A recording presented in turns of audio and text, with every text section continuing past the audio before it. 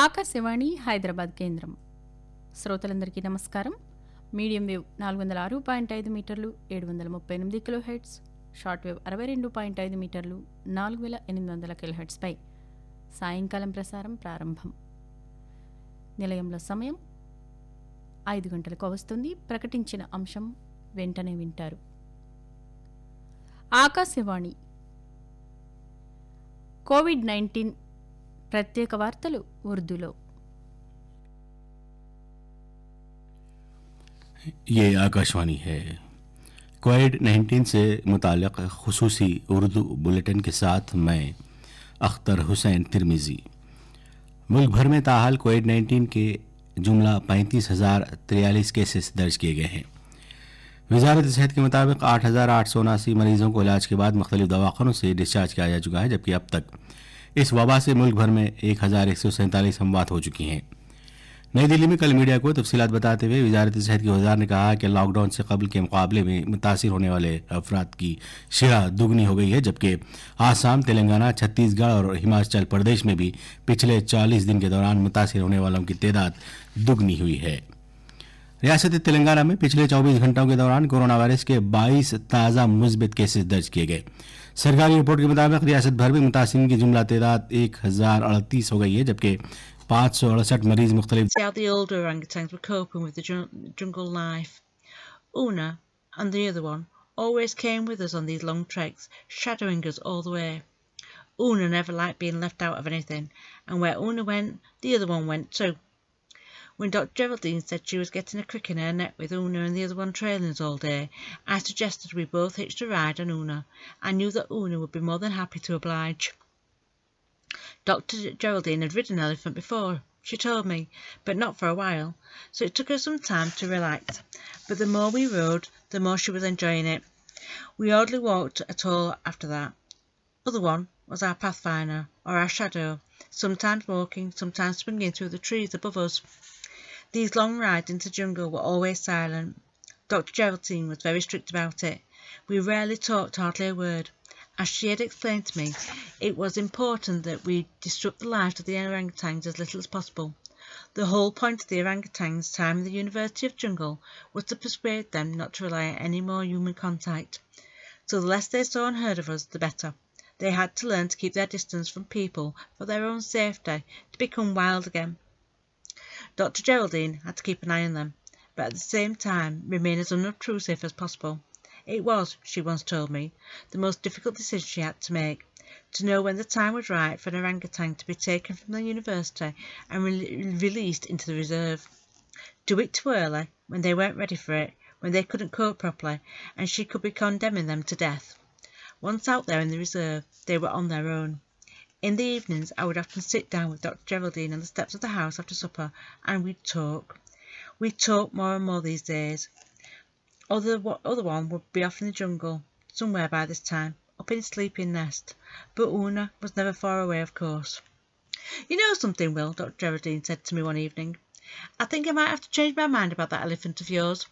I have to say that when she first came, I thought she was good for nothing except eating herself half silly. But have you noticed how the orangutans out in the jungle take almost no notice of her? I mean, they're always a little curious at first. Of course they are. She's a new thing for them. And let's face it, she's a big thing too. I don't know what it is about her, but wherever she goes, that elephant, she radiates a calm and a peace. I'm not imagining that, am I? No, I said. You're not. The very next day we had ample proof of that. We were riding upon Una through the forest, the other one swinging through the trees above us, when we saw a huge male orangutan walking towards us on all fours. From the way he was walking, from the way he was looking at us, rolling his great shoulders as he came, it was obvious he meant business. He was not looking at all pleased at the intrusion. I thought I might have to catch a distant glimpse of this male like this a while back, crashing about high above us in the canopy, his voice booming through the forest. But this was the first time I'd come face to face with one this big, this close, down on the forest floor. Dr. Geraldine put her hand on my shoulder. This is her one, she whispered in my ear. He's fine when he's fine, so we keep very still. That way we keep him fine. It reminded me of the meeting with the tiger all that long time ago. Una stood quite still and for a while so did the orangutan.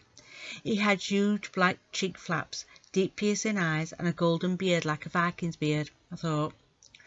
Una looked down at him quite unperturbed, then, as if he wasn't there at all, began to browse for food. Meanwhile, the orangutan was showing no overt signs of aggression, but he was also showing no sign of moving. He seemed to be making it quite clear that he would move when he felt like it, and not before, however big this new giant was. He sat down for a while, scratching his ear, and then looked the other way, very deliberately ignoring us, making out he hadn't a care in the world. After some minutes of this charade, once he was satisfied everything was as it should be, I suppose, that Una was neither a threat nor a challenge, that he'd stayed long enough not to lose face, he simply walked off into the trees and was gone. "Una," Dr. Geraldine had whispered, "you're a star. You did that beautifully, beautifully." That same evening, sitting on the end of the jetty, Dr. Geraldine told me how she had discovered Erwan several years before, only a couple of months old, sitting next to the charred body of his mother after a jungle fire, burnt, half-starved and covered in sores. I remembered then that photograph in the magazine back home, saw again in my head the little orangutan clinging to the top of a charred tree. It could have been Erwan. He won't ever go back into the wild, she went on, a voice catching as she spoke. He's too traumatised, even now. He always will be. She was turning her face away so that I couldn't see she was crying. "Will you look at me?" she said, wiping away her tears. "Cry my stupid eyes out. I ask you, Will. How's that going to help anyone? It's not because I feel sorry for myself, I promise you. I'm just angry. I need eyes and ears in the jungle. I need to be out there, to be on the spot, to stop the burning and killing before it happens. And if the worst did happen, then at least I could be there quickly. I could fetch them back. I could save them before it was too late.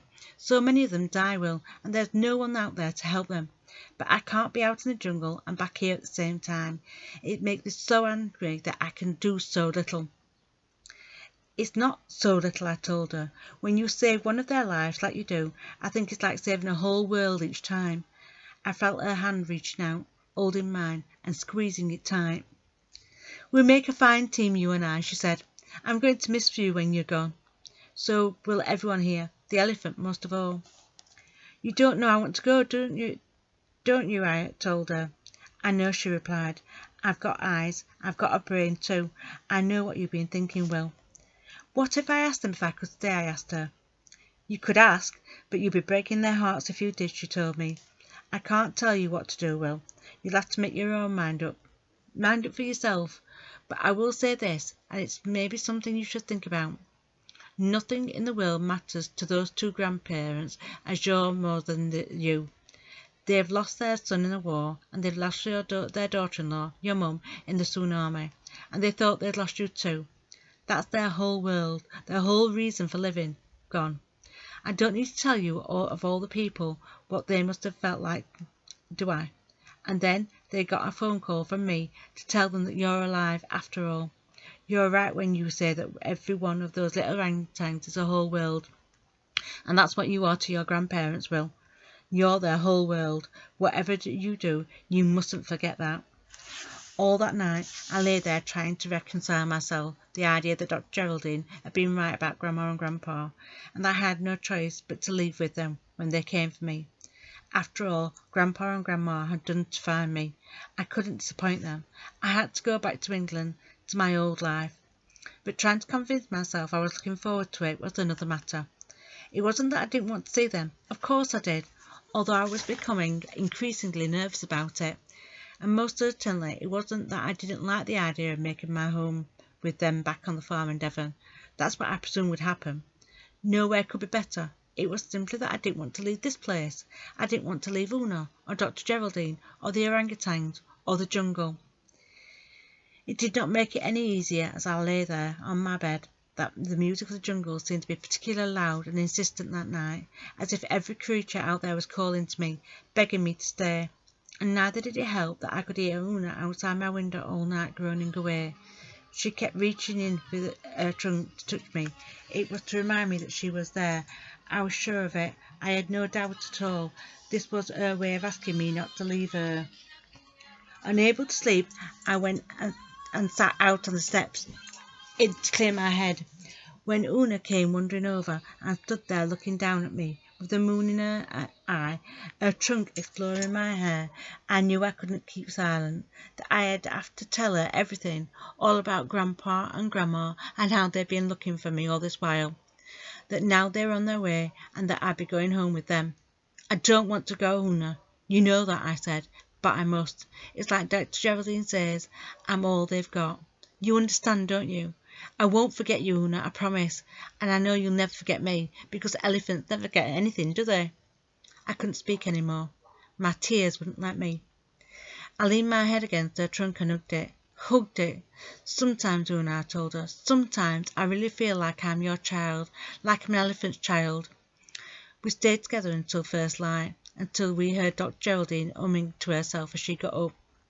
Una wandered off then, looking resigned and disconsolate, no more happy about the idea of parting to come than I was. Breakfast that morning was a silent affair.